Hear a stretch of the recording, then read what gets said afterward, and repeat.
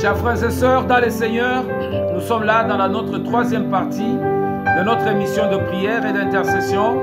Nous sommes là, bien-aimés, avec l'aide de Dieu et la conduite du Saint-Esprit pour pouvoir encore une fois de plus connaître qui nous sommes dans le Seigneur. Nous l'avons dit, nous sommes appelés des vainqueurs.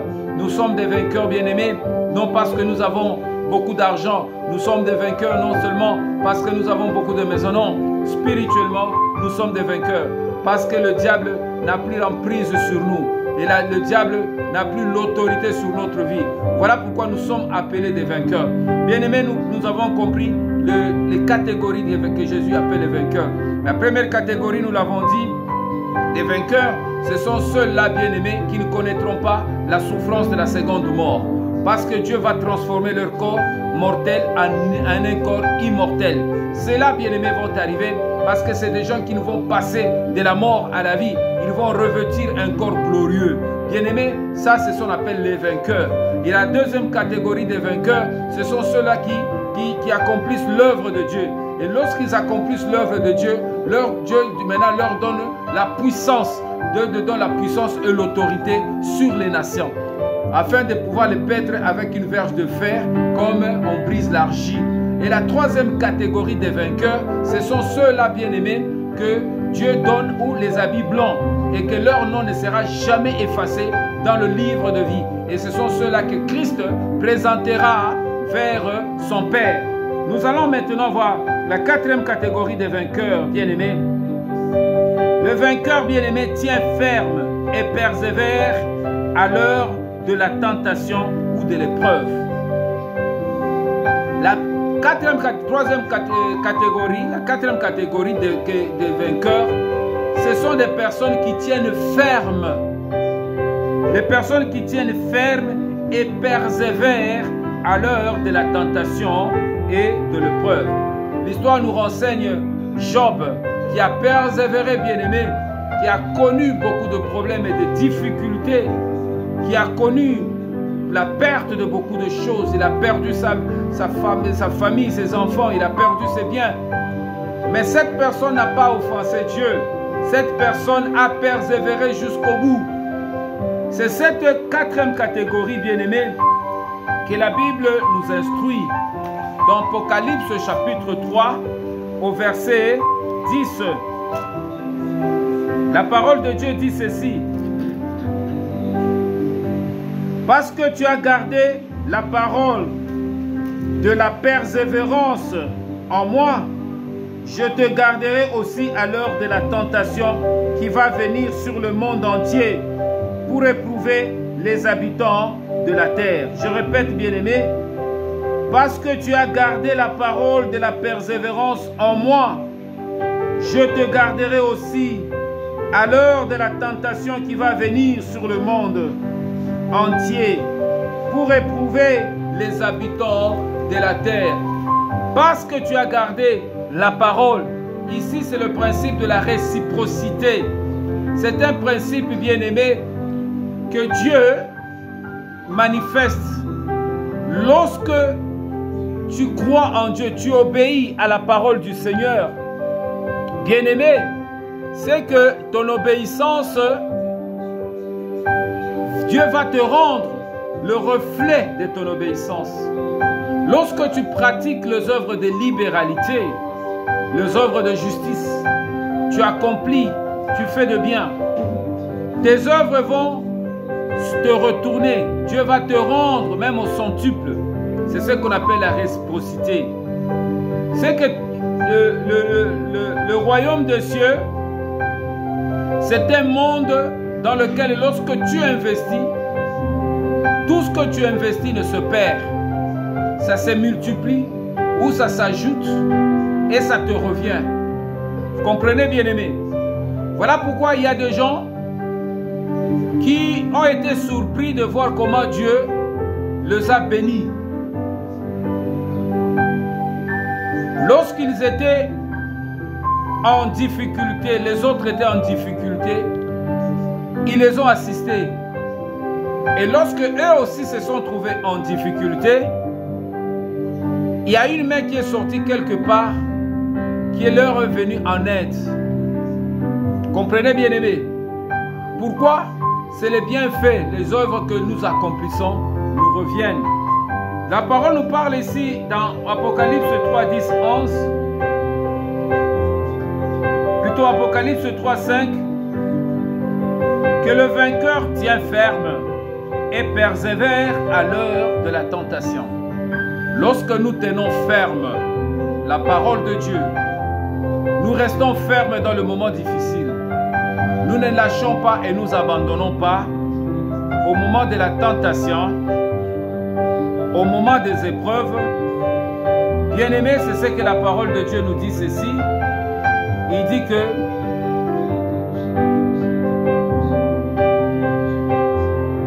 ceci, cependant, celui qui vaincra,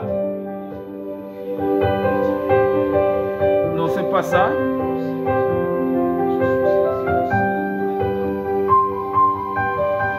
Parce que tu as gardé la parole de la persévérance en moi, je te garderai aussi à l'heure de la tentation qui va venir sur le monde entier pour éprouver les habitants de la terre. Parce que tu as gardé la parole, Dieu aussi te gardera. Parce que tu rejettes la parole, Dieu aussi te rejettera au moment où tu seras dans le problème et dans les difficultés. C'est ce qui explique certaines personnes bien-aimées. Lorsqu'ils ne gardent pas la parole de Dieu, ils ne font pas ce que Dieu dit. Ils arrivent maintenant au moment où ils ont besoin de Dieu, Dieu aussi le rejette. Tu ne veux pas que Dieu te rejette, tu sois parmi les vainqueurs. Garde la parole de Dieu. Ici, la meilleure façon de garder la parole de Dieu, ce n'est pas au moment où tout marche. La meilleure façon de garder la parole de Dieu, bien-aimé, c'est au moment de la tentation. Jésus a été tenté au moment où il avait faim. Le diable est venu lui dire, tu as faim, transforme ces pierres que ça devienne de pain et que tu manges. Et Jésus, en ce moment-là, il a résisté. La meilleure façon de vaincre le diable ou de garder la parole, c'est d'avoir une vie de soumission. Voilà pourquoi la parole de Dieu nous dit, soumettez-vous à Dieu, résistez au diable et il fuira loin de vous. C'est-à-dire dans le moment de la tentation, des épreuves, nous devons avoir une attitude de soumission. Lorsque nous nous soumettons à la parole de Dieu, en ce moment, et nous pensons, nous mettons cette parole dans notre pensée, nous l'accomplissons, elle va produire. C'est ça, garder la parole de Dieu. Il n'y a pas une autre façon de garder la parole de Dieu sans se soumettre à cette parole. Jésus s'est soumis. Lorsqu'il était en proie aux difficultés, dans le jardin de Gethsémani, il a déclaré ceci, « Père, s'il est possible que tu éloignes de moi cette coupe. » Il a compris que il devait se soumettre à la parole de Dieu qui disait, il faut qu'il aille à la croix. Il est avantageux qu'il aille jusqu'à la croix. Il a dit, Père, non pas ma volonté, mais ta volonté. Et il s'est soumis à la parole de Dieu. C'est ainsi que les anges sont venus pour l'adorer, pour l'encourager. Et lorsque la mort est arrivée, il n'a pas eu peur de la mort. La soumission, bien-aimée, c'est une clé de victoire. Si tu veux être vainqueur, commence d'abord par te soumettre à la parole de Dieu, en la gardant dans la soumission. Comment tu te soumets? Tu ne veux pas trahir cette parole parce qu'elle t'a été donnée. C'est Jésus qui nous donne. Il dit, je vous donne ma parole. Je vous donne la parole. Et cette parole, c'est une parole qui apporte la paix. Cette paix que Jésus a donnée, dit, je vous donne la paix. C'était une parole qui est sortie de la bouche. Et cette parole avait le mécanisme, c'est-à-dire il avait la nature d'apporter la paix. La parole, bien-aimée, a un pouvoir. Voilà pourquoi Jésus dit ici, parce que tu as gardé la parole de la persévérance en moi, je te garderai aussi à l'heure de la tentation qui va venir sur le monde entier. Bien-aimé, il y aura une tentation qui va frapper le monde entier. Il y aura un moment que le monde entier sera soumis à une tentation. Nous avons connu, ça peut être des épidémies, nous avons connu de Covid, nous avons connu des choses bizarres. Il y a parfois, ça peut s'expliquer aussi par des guerres, par des problèmes, des conflits qui vont toucher les nations. Jésus dit en ce moment-là, je te garderai. Jésus ne te gardera pas parce que tu es belle, parce que tu es beau, parce que tu donnes la dîme ou parce que tu donnes les offrandes. Non, non. Jésus te gardera parce que tu as gardé ta parole. Tu as gardé la parole de Dieu dans le moment difficile, dans le moment de tentation, où ta famille te disait autre chose, où tes amis te conseillaient d'abandonner, où la femme de Job conseillait à son mari, mais toi tu es toujours fidèle à ton Dieu, maudis-le et meurs. Où il y a des raisonnements impurs qui fracassent nos cœurs, qui fracassent notre âme, pour nous détourner de la volonté de Dieu, pour nous détourner de la voie du Seigneur. C'est en ce moment-là que nous tenons ferme. C'est en ce moment-là que nous persévérons. C'est en ce moment-là que nous tenons la main du Seigneur d'une manière efficace pour dire, Seigneur, je ne t'abandonnerai pas. Je crois cette parole. Je crois que ta parole va changer les choses dans ma vie. C'est ce que Jésus dit en ce moment-là. Moi aussi, je vous garderai de la tentation qui va venir sur la terre. Donc, c'est la quatrième catégorie des vainqueurs. Bien-aimés, nous sommes appelés à devenir cette catégorie de vainqueurs. Les gens qui gardent la parole. Exactement, ceux qui, pasteur, à qui mi église, à quoi église la bataille. Donc, quand on soit à celui comme moi, quand on soit moqué, à qui mi église. Si on va salir moqué, moqué à celui qui non. Pas des chrétiens faibles, des chrétiens forts. Des chrétiens qui ont prêt à accepter le meilleur et le pire. C'est ça, bien-aimé. On parle maintenant de la nouvelle Jérusalem céleste. La cinquième catégorie, bien-aimé, des vainqueurs, c'est ceux qui entendent la voix de Jésus et lui ouvrent la porte. Ça, c'est la cinquième catégorie des vainqueurs. Ceux qui entendent la voix de Jésus et qui lui ouvrent la porte, lui ouvre la porte, s'ouvrira sur le trône de Jésus, tout comme le dernier est assis sur le trône de Dieu.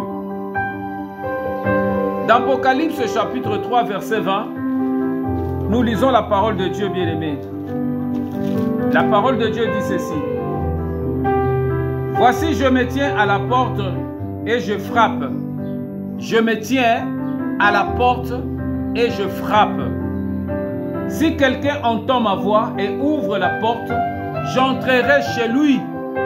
Si quelqu'un entend ma voix et ouvre la porte, j'entrerai chez lui. Je souperai avec lui et lui avec moi. Celui qui vaincra, je le ferai asseoir sur mon trône, comme moi j'ai vaincu et me suis assis avec mon Père sur son trône. La cinquième catégorie, bien-aimée, c'est ceux-là qui entendent la voix de Dieu. Il y a des gens qui n'entendent pas Dieu. La Bible dit que Dieu parle tantôt d'une manière ou d'une autre, mais les gens n'y font pas garde. Il est très important, bien-aimé, pour être dans la catégorie des cinquièmes vainqueurs, c'est de développer les aptitudes d'écoute. C'est de développer le mécanisme ou le pouvoir d'écouter Dieu. Écouter Dieu, bien-aimé, c'est un pouvoir. Ce n'est pas donné à n'importe qui. Ce n'est pas tout le monde qui écoute Dieu. Il y a les gens, même si Dieu parle, mais eux, ils n'écoutent pas. Écouter, ce n'est pas entendre. Et écouter, c'est aller plus loin, c'est comprendre la pensée de Dieu et accomplir ce que cette pensée te dit. La Bible nous parle de Moïse, nous parle d'Abraham, qui ont entendu Dieu leur parler, de Samuel, qui a entendu la voix de Dieu lui parler. Et non seulement il a entendu, mais il a écouté Dieu et il a fait ce que Dieu lui a dit de faire. Et lorsque nous rentrons dans la dimension de personnes qui écoutent Dieu, qui écoutent la voix de Dieu, c'est que nous n'entendons pas seulement, mais nous faisons ce que Dieu nous demande. Dieu nous appelle des vainqueurs. Ceci, bien-aimé, il dit que c'est lui, je me tiens à la porte et je frappe. Je me tiens à la porte et je frappe. Si quelqu'un entend ma voix, si quelqu'un entend ma voix, c'est quelqu'un, c'est toi, c'est moi, entend ma voix et ouvre la porte, j'entrerai chez lui et je souperai avec lui. Il y est devenu vainqueur. Le fait d'accueillir Jésus dans ta vie, tu deviens vainqueur. Jésus dit, je vais souper avec toi et je serai avec toi.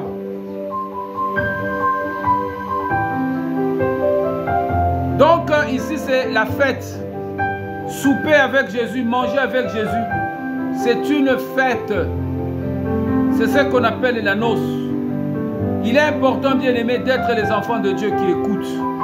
Un enfant de Dieu qui n'écoute pas, qui ne fait pas ce que Dieu lui dit, il ne saura jamais être un vainqueur. C'est la 5e catégorie des vainqueurs.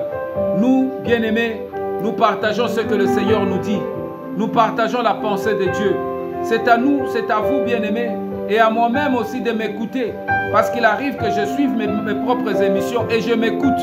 Parce que ces émissions ne sont pas seulement données à vous, mais cela aussi est donné à moi-même. Et lorsque je m'écoute, bien-aimé, j'écoute la pensée de Dieu par rapport à ce que Dieu me dit. Il y a des choses que Dieu veut que tu changes. Il y a des choses que Dieu veut que tu déloges dans ta vie. Bien-aimé, ne les entretiens pas. Parce que cela, bien-aimé, te met la guerre. Il y a des guerres, bien-aimés, qui sont liées à des choses que tu entretiens dans ton cœur. Des choses sales qui puent. Des choses offensives.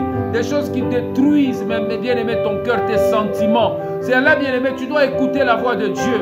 Et que tu ne dois pas mettre dans tes pensées n'importe quoi. Tu ne dois pas mettre dans ton cœur n'importe quoi. Tu ne dois pas dormir avec la colère. Tu ne dois pas dormir avec la tristesse. Tu dois toujours être joyeux, même si les choses ne marchent pas. Mais tu dois appliquer toujours à manifester ton cœur à la joie, bien-aimé.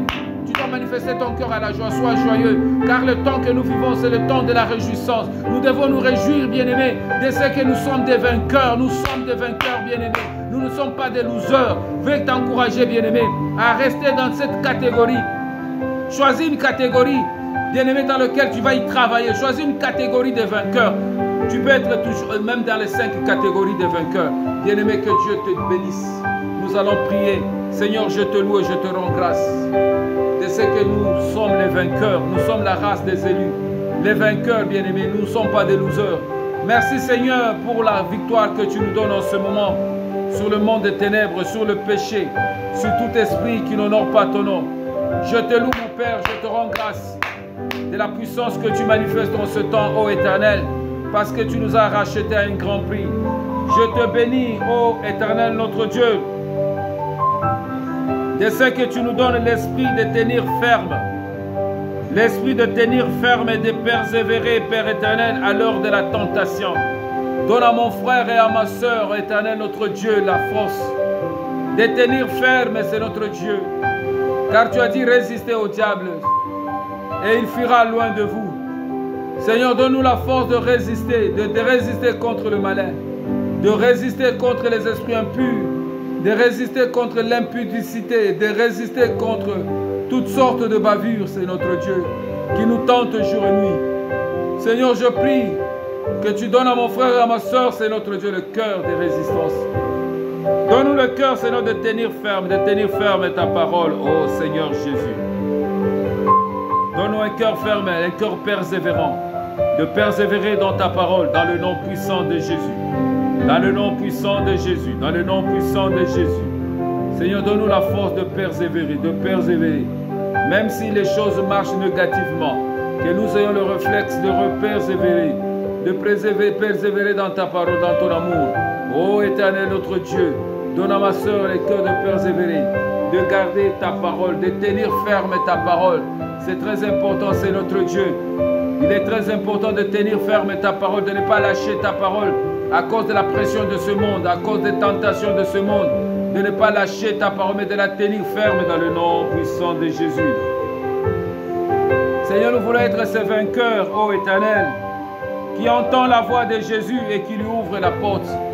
Seigneur, purifie notre entendement, Purifie nos oreilles spirituelles, ô Jésus. Débouche les canaux de notre écoute, Seigneur.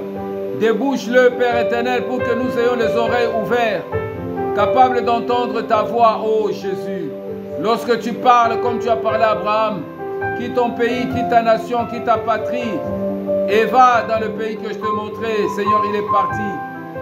Je te remercie, Seigneur, de l'écoute que tu as développée à Abraham, que tu peux développer à ma vie aussi, Seigneur, pour que j'écoute et j'entende ta voix.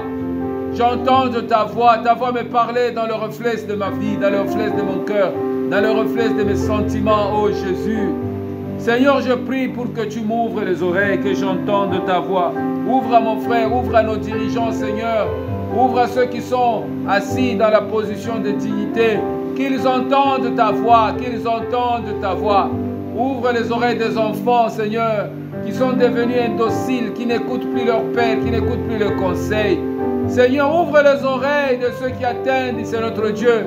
L'âge, c'est notre Dieu de la puberté, l'âge de l'adolescence, qui font des choses, c'est notre Dieu, qui ne témoignent pas ton nom. Seigneur, qui n'écoutent plus le conseil, qui sont devenus arrogants. Oh Jésus, je prie que tu leur ouvres les oreilles spirituelles, qu'ils entendent ta voix. Ouvre les oreilles de nos dirigeants, Père, qui n'entendent que la voix de leur ego, la voix de leur passion démesurée, qui n'entendent pas la voix et le cri des peuples qui crient souffrance et qui crient misère jour et nuit. Ouvre-leur les oreilles, Seigneur, qu'ils entendent ta voix par rapport à leur mission et à leur fonction. Oh Jésus, je prie qu'ils entendent ta voix, Seigneur, et qu'ils ouvrent leurs portes. Nous ouvrons, Seigneur, les portes de nos cœurs, les portes de nos sentiments, les portes de nos âmes éternelles. J'aimerais que les portes de mon cœur soient ouvertes à la parole de Dieu. Lorsque le Seigneur parle, Seigneur, que mon cœur soit ouvert pour accueillir la parole. Je prie, Éternel, que mon cœur ne soit plus fermé, que mon âme ne soit plus fermée, que mes sentiments ne soient plus fermés, que mes idées ne soient plus fermées, mais j'ai des idées ouvertes qui accueillent, c'est notre Dieu, la pensée de Dieu et qui l'amendent au nom de Jésus. C'est ce que nous voulons voir dans le Grand Congo. Des Congolais, Seigneur, notre Dieu de tout bord, qui entendent la voix de Dieu, qui ouvrent les portes de leur vie.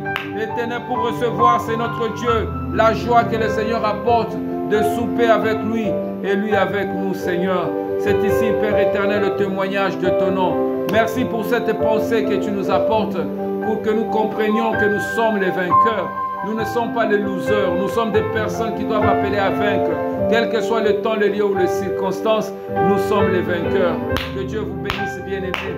Continuez à croire, continuez à travailler de votre mentalité, à croire, bien-aimés, que des choses vont changer. Nous allons vaincre le monde et nous allons nous asseoir avec Jésus sur son trône. Que Dieu vous bénisse dans le nom puissant de Jésus.